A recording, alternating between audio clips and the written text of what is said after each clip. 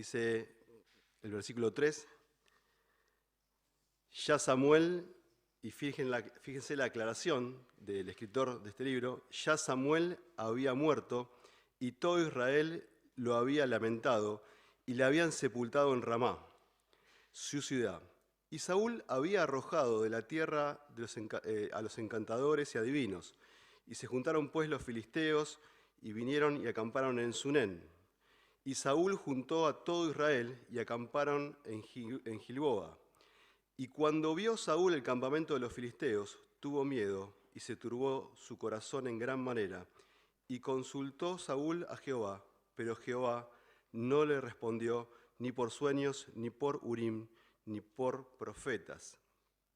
Es el primer párrafo que vamos a leer, el cual contiene mucha información y el cual contiene muchos datos, y parecen cosas todas separadas y todas sueltas, ¿sí? Es como que no sigue un hilo de lo que está diciendo, de los tópicos que está dando, pero sí tiene un fundamento. Esto nos lleva a pensar un poco qué es lo que fue la vida de Saúl a ese momento, ¿sí? El resultado de su propia desobediencia, de su rebeldía para con Dios. Todo esto aconteció en estos breves versículos, estos primeros versículos que leímos, en los cuales, por ser rebelde, por ser desobediente a Dios, no logró consultar a Dios. Es decir, no pudo, el obstáculo que tenía de su carnalidad, de su situación delante de Dios, le impidió consultar a Dios. ¿Y por qué digo esto? Y habiendo leído lo que leímos, ¿no? Estos primeros versículos, fíjense que se nos habla de que Saúl, de la situación que tenía Saúl, había muerto Samuel, el profeta de Dios, había sido enfrentado a una batalla, y sin decir mucho de lo que va a pasar el jueves que viene, esta sería su última batalla. Estaba siendo acorralado por los filisteos, una vez más, no era algo raro, pero por primera vez que le había pasado. Se acercó a Dios y Dios no le respondió.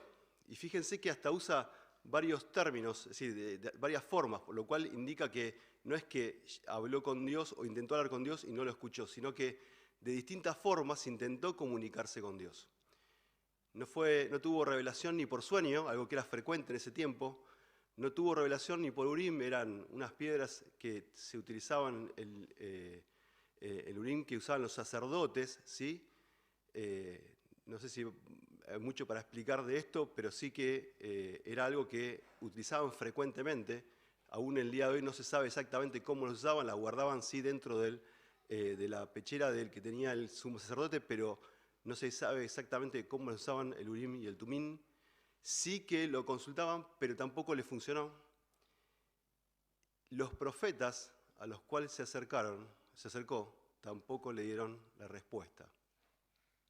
Estaba en una situación difícil, acorralado, y con muchas situaciones que enfrentar, y si hay algo que él no se daba cuenta, inmerso en esa situación, en buscar arrepentidamente a Dios, de cambiar su corazón y buscar a Dios.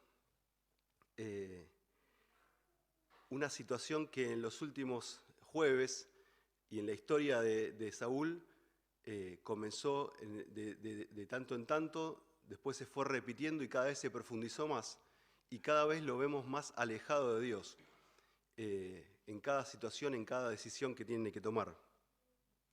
El lugar donde estaban, en Gabaón, estaba a las orillas del monte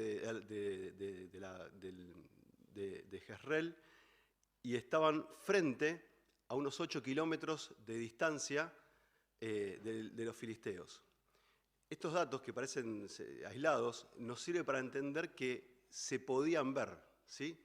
El pueblo de Israel, el ejército de Israel, podía ver a los filisteos enfrente y los filisteos podían verlos a ellos. Lo cual vemos el temor, y no sabemos la magnitud del ejército de los filisteos, pero sí que esto le causó temor, o gran temor, a Saúl. Ahora, ante esta situación y presionado, vemos una mala decisión de Saúl. Y vemos cómo cómo Saúl actúa de forma equivocada.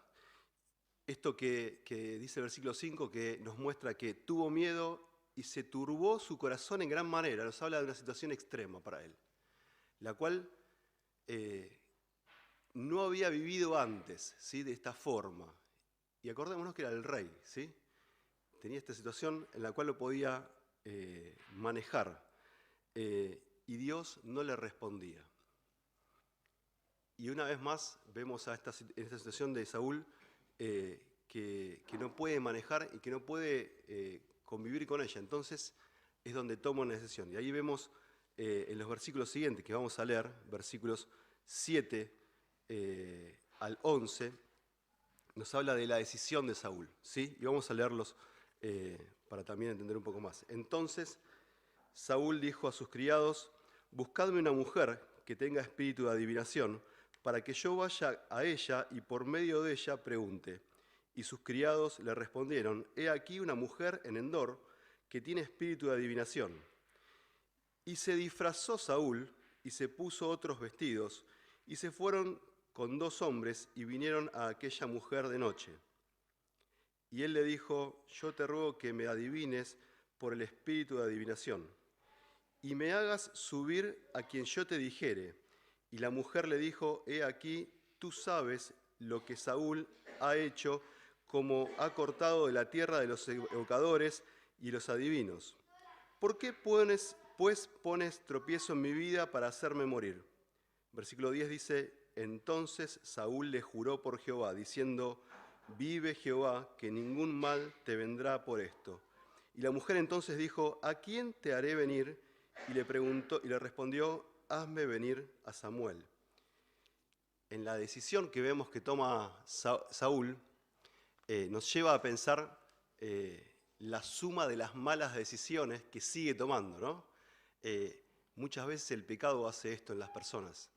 Después vamos a ver un poco más en el final, en los últimos versículos, lo que termina de producir el pecado, pero es una evidencia grande de lo que el pecado puede hacer en una persona. Y esta decisión, la decisión que toma Saúl, sin duda es equivocada en gran manera, no solo por la única decisión, sino por las repetidas decisiones que lo llevan a ir en contra de Dios.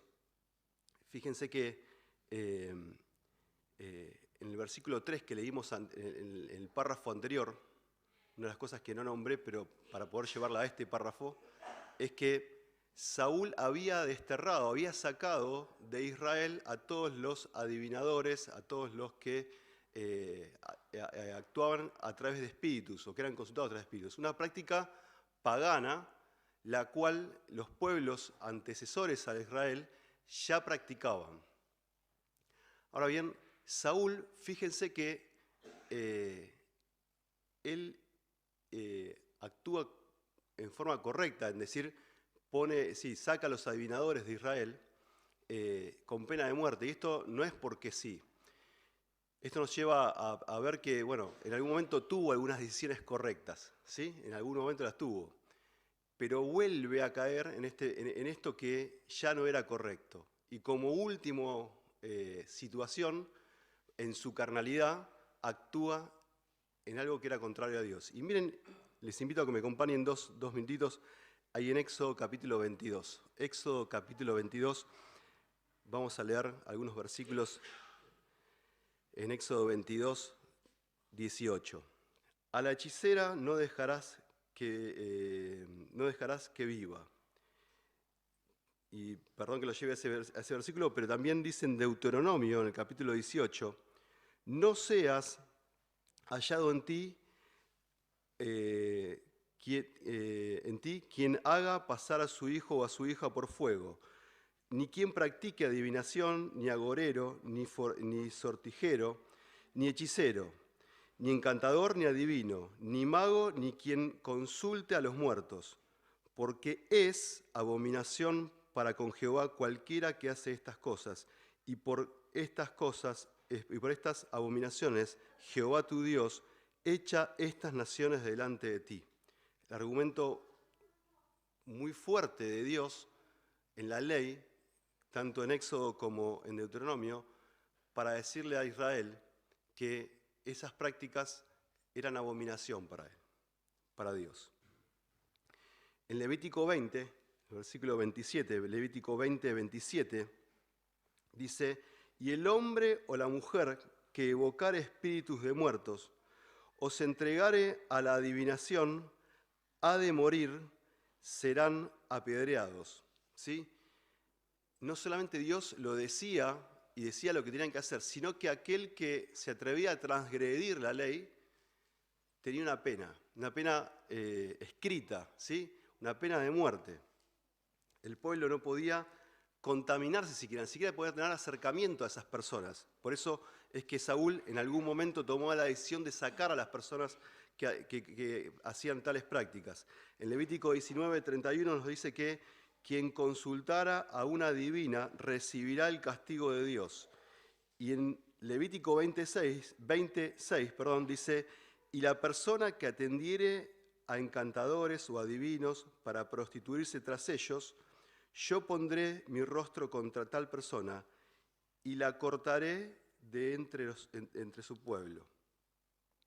Sin duda para Dios era algo muy grave que una persona cometiera tal práctica.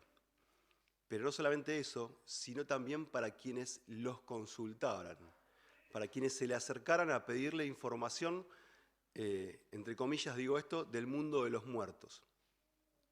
Quien estuviese en esta situación, para Dios era abominación. Y había una pena, la pena de muerte, como dijimos antes. Fue Saúl, habiendo hecho esto, y quien escribió el libro, esta parte del libro de Primero de Samuel, dejó asentado todo este acontecimiento para mostrar que la gran contradicción que Saúl tenía al tomar estas decisiones. Y Saúl fue encubiertamente, fue con otras ropas, fue de noche para que nadie le viese, y se acercó a esta mujer, la cual sus servidores o quienes se rodeaban conocían, evidentemente la conocían. La mujer no entiende quién era quien estaba delante de ella. Hay una dificultad en esto de entenderlo, porque Saúl era alguien conocido, ¿sí? Por lo bueno y por lo malo. En Israel era alguien conocido, era el primer rey. Para el pueblo de Israel era alguien realmente conocido. Y es raro que esta mujer no se haya dado cuenta a quién tenía delante, porque si leemos y nos remontamos a 1 de Samuel, en el capítulo 9, versículo 2, dice que, hablando de Saúl, dice que no había otro hombre más hermoso que él, de hombros arriba sobrepasaba a cualquiera del pueblo. Aún así, habiendo pasado mucho tiempo, no sabemos cómo era de grande, sabemos que de joven era un hombre hermoso, pero seguramente su altura no la hubiese podido cambiar. Y la mujer estuvo delante de una persona que no conocía, o entre comillas no conocía, pero que era alguien distinto a las personas que seguramente le frecuentaban. Tenía bien claro la mujer que la situación de la cual se exponía, si ella adivinaba, tenía la pena de muerte, tenía la pena de destierro posiblemente o de muerte directamente. Ahora bien, la mujer accede ante el pedido de Saúl. Y fíjense a qué magnitud llega el pecado de una persona, qué tan mal se pone la persona o en el continuo caminar en el pecado, que Saúl no solo le dice que no le va a pasar nada, sino que lo jura en nombre de Dios. Dice que lo jura en nombre de Jehová. Y la perversión, cada día, para quien está envuelto en el pecado, cada día es peor. Cada día cuesta salir más porque cada día se enreda más en el pecado. Y cada día le cuesta más tomar decisiones correctas porque cada día toma decisiones equivocadas, contrarias a lo que Dios quiere.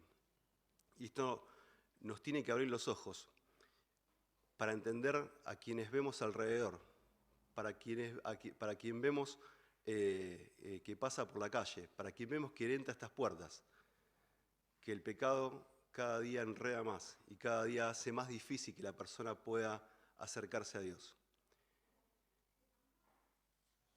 No solo fue a verla, no solo juró en el nombre de Jehová que no le iba a acontecer nada, sino que también tiene que reconocer luego que él tenía el poder para castigarla y no lo hizo. Dios está en contra de cualquier forma de la consulta a espíritus. Y esto, no quisiera que esta noche nos vayamos aquí con la idea de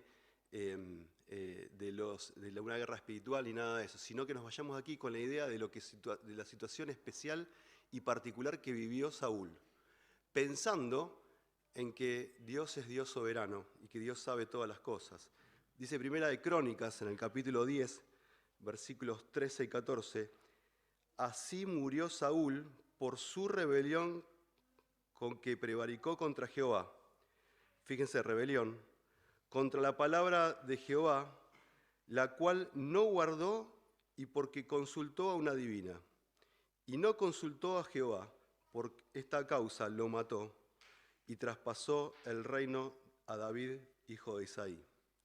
Resumidamente, en 1 Corintios se nos relata la vida de Saúl en todo lo que hizo. Fue rebelde, no escuchó la voz de Dios, no obedeció la voz de Dios y consultó a una divina. Fíjense el hecho puntual que ocurrió una sola vez en lo que se nos relata de la vida de Saúl y que fue tan trascendente para poder determinar que su reino no iba a permanecer y que su reino iba a ser entregado a David.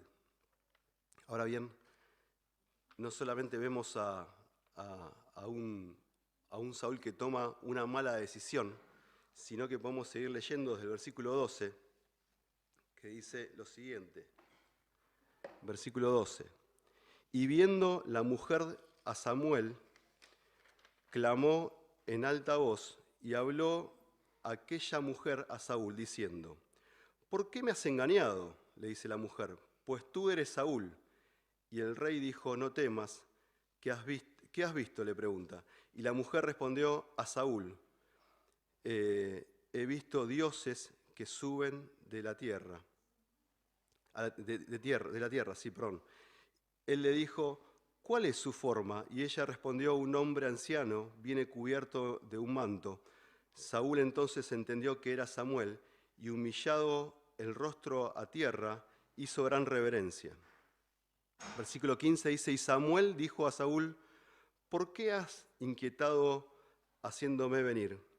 Y Saúl respondió, estoy muy angustiado, pues los filisteos pelean contra mí, y Dios se ha apartado de mí y no me responde más, ni por medio de los profetas, ni por sueños. Por esto te he llamado, para que me declares lo que tengo que hacer. Entonces Samuel dijo, ¿y para qué me preguntas a mí si Jehová se ha apartado de ti y es tu enemigo? Jehová te ha hecho como dijo por medio de mí, pues Jehová ha quitado el reino de tu mano y lo ha dado a tu compañero, David.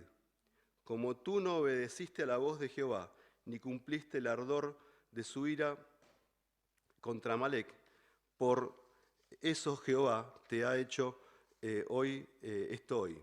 Y Jehová entregará a Israel también contigo en manos de los filisteos, y mañana estaréis conmigo, tú y tus hijos, y Jehová entregará también al ejército de Israel en manos de los filisteos. Hasta aquí leemos hasta el versículo 19 y vemos el acontecimiento, ¿no? El acontecimiento que Saúl tiene a partir de escuchar el espíritu, entre comillas digo esto, el espíritu de Samuel. Vemos la situación en que Saúl se detiene y escucha las palabras de la divina. Y aquí no quiero entrar en polémicas, sí entrar en una situación. Hay personas que dicen que, y exponer las posturas, hay personas que hablan de que esto es algo imposible que pudo haber pasado, Hay personas que dicen que estas personas que hacen esto no se pueden comunicar con los muertos, sino que lo hacen con demonios y a través de eso dan palabras falsas. Hasta citan algunos pasajes respecto a esto. Pero también vemos en el capítulo, en el pasaje que leímos, el asombro de esta mujer. Probablemente haya sido una mujer farsante, probablemente haya sido una mujer que hacía esto de forma engañosa para obtener ganancias.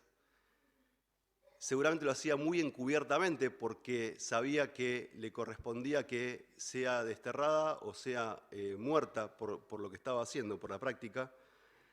Pero también sabemos y creemos en la palabra de Dios y creemos en la literalidad de la palabra de Dios y creemos también que Dios es un Dios milagroso y creemos que también puede hacer estas cosas. Ahora, sin tener en cuenta o poner en peso grande esta situación, si es verdad o es una situación real o fraudulenta, sí podemos ver que el mensaje que recibe, entre comillas, de Samuel, no le cambia la vida en nada a Saúl. Saúl recibe la misma noticia que había recibido de labios mismos de Samuel en vida. Saúl recibe la misma noticia que había recibido y que había sido confirmada por Dios a través de su siervo para poder mostrarle que el reino ya estaba perdido. El pecado que había delante de él y su rebeldía y no arrepentimiento le habían condenado a que esa situación iba a suceder. En la noticia que escucha no hay nada nuevo. Y a veces las personas que están en el continuo camino del pecado, lo que intentan buscar es una nueva respuesta. Y sobre una misma situación, sabiendo que está mal, tratan de buscar oír otra nueva posibilidad que puedan tener. Y Dios siempre es el mismo, y Dios no cambia. Y el mensaje y la palabra de Dios no cambian. Y cuando Dios condena un pecado, condena el pecado. Es decir, no le podemos dar la vuelta y bueno, quizás, y esto lo podemos llevar a la vida de hoy actual, bueno, quizás en aquella iglesia esto no lo tienen en cuenta. Y quizás en la otra iglesia bueno, capaz que esto sí, pero capaz que me pasan por alto otra cosa. Y quizás en busca de otras respuestas van vagando por este mundo, tratando de buscar lo que realmente quieren escuchar sus oídos. Ahora, Dios siempre es el mismo, su palabra es la misma y su mensaje es el mismo. Y a veces las personas deberíamos prestar más atención al mensaje de Dios y al tener que ceder en nuestra actitud, en vez de acomodar el mensaje de Dios para que nuestra actitud esté avalada por lo que escuchamos. Saúl se sintió defraudado. Saúl se sintió que todo el esfuerzo que había hecho y el pecado que había cometido, que cabalmente sabía que lo estaba haciendo, no había servido de nada. Esperaba escuchar otra respuesta, esperaba escuchar quizás que Samuel le diga, bueno, tenés que hacer tal cosa con tal estrategia para poder vencer y para que los filisteos una vez más sean vencidos por el pueblo de Israel.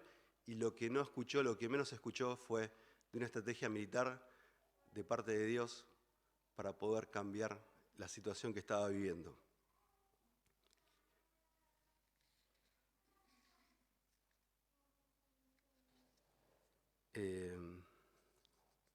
Perdón que me perdí. Cuando nos salimos del claro sendero del deber y todos se desvía y todo lo que donde andamos se desvía, más se acrecienta la confusión y más se acrecienta la tentación a pecar.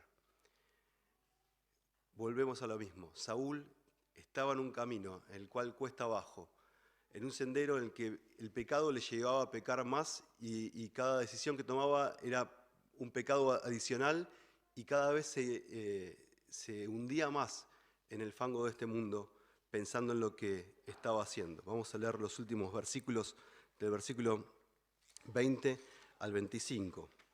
Dice, entonces Saúl cayó en tierra, cuán grande era, y tuvo gran temor por las palabras de Samuel.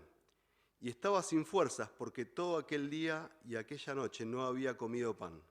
Entonces la mujer vino a Saúl y viéndolo turbado y en gran manera, le dijo: he aquí que tu sierva ha obedecido a tu voz y he arriesgado mi vida y he oído las palabras que tú me has dicho. Te ruego pues que tú también oigas la voz de tu sierva. Pondré yo delante de ti un bocado de pan para que comas, a fin de que cobres fuerzas y sigas tu camino. Y él rehusó diciendo: no comeré. Pero porfiaron con él sus siervos juntamente con la mujer, y él les obedeció. Se levantó pues del suelo y se sentó sobre una cama, y la mujer tenía en su casa un ternero engordado, el cual mató y luego tomó harina y la amasó, y coció de ella panes sin levadura, y los trajo delante de Saúl y sus siervos, y después de haber comido, se levantaron y se fueron aquella noche. Nos muestra la situación en la que estaba Saúl, y nos muestra este pasaje, este pedacito que leímos, una actitud de resignación. Saúl estaba resignado. Había escuchado lo que sabía que Dios iba a hacer y que ya lo había confirmado en reiteradas oportunidades.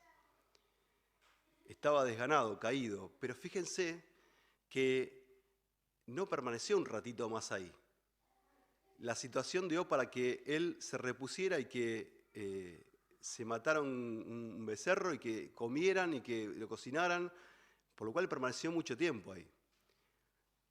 En vez de dedicar ese tiempo y buscar a Dios, lo que hizo fue ser de compañía o estar en compañía de quienes no lo aconsejaban bien, de quienes no le daban la respuesta correcta a su pregunta, que era saber qué es lo que estaba haciendo con su vida.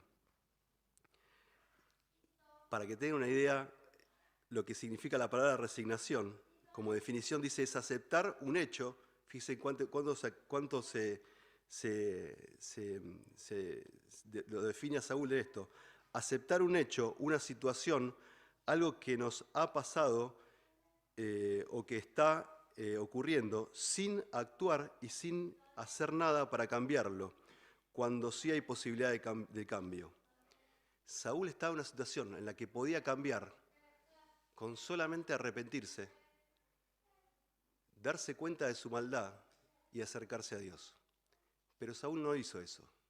Prefirió recuperarse, restaurarse en sus fuerzas, volver a lo que pensaba antes, y esa era posiblemente la última noche en la que iba a vivir.